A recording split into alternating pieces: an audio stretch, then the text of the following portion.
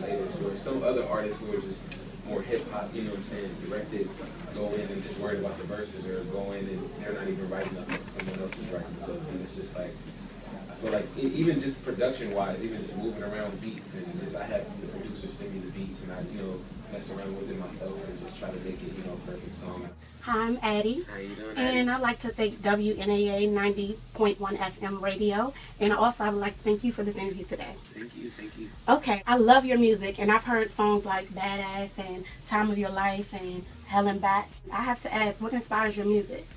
I mean, definitely, you know, I feel like with Time of Your Life and Hell and Back, those were two records that were inspired just from wanting to talk to the fans and relate to the people. I feel like, you know, in the beginning of my music, I didn't do a lot of relating to people, and I just, you know, tried to make good music, fun music, and those two records were definitely two records where I just felt like it was time for me to give Kid Ink out a little bit more personal, compared to Badass is really just showing, you know, my musical talent and lyricism, but like the motivations come from so many different places, whether it be being motivated from hate, being motivated from fans, being positive, being motivated from other artists dropping a brand new record that was crazy. I feel like you always got to be a fan yourself at the end of the day to stay motivated.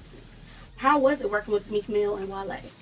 Working with Meek is always easy work. You know, he gets in the studio and knocks out verses in no time, less than an hour, you know, no pen. So, you know, that's always fun to just watch and, you know, come with the crew and hang out and just have a good time. And I didn't really get in the studio with Wale because everyone was on the road. But when I sent out the record, he got it done within 2 days being on the road and was excited about it. And the verses naturally all fit, and I didn't have to give anyone a direction or anything. So it was definitely a dope organic record that came together without it seeming forced.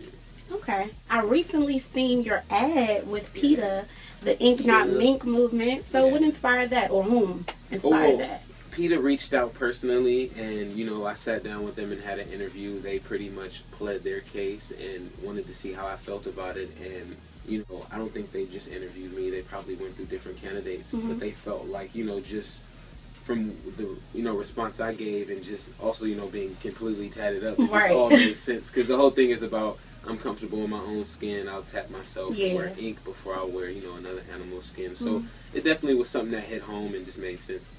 Okay. If you could work with any artist, dead or alive, who would you like to work with? If I could get some old Notorious B.I.G. verses, definitely, that would be amazing. You know, if there's one of those old leaked ones out there nobody heard. But I really want to get in the studio with Kanye. I feel like, you know, just I kind of have that same mind frame, producer and the right, and just taking it to the next level and trying new things. And I feel like he's one of those people who tell that. So to get in the studio and just make an amazing record is really my focus on that. Right. So I have to ask you. I seen your socks. Oh yeah. And I know you seen this book bag. You probably like it. I've been looking at your bag over there. Right. So what is your views on the legalization of marijuana? I heard they just legalized 100% in Denver, right? I believe so. I believe told me they legalized 100%. I mean, I'm from California, LA, and even though it's not legalized, it's pretty much just legalized. Right. Like, you can have as much as you want and get pulled over and you get a fine. Right. You know, it's a fine. It's a speeding ticket fine. Like, I think a speeding ticket might cost more than, you know, actually having marijuana on you. So I definitely see it coming to a point where people stop caring a little bit more, but, you know, I think, you know, it's all about the government seeing how they can really make money off of it. Yeah, because it's definitely going to hit the streets hard. I'd like to thank you for your time today and the interview. No, thank you.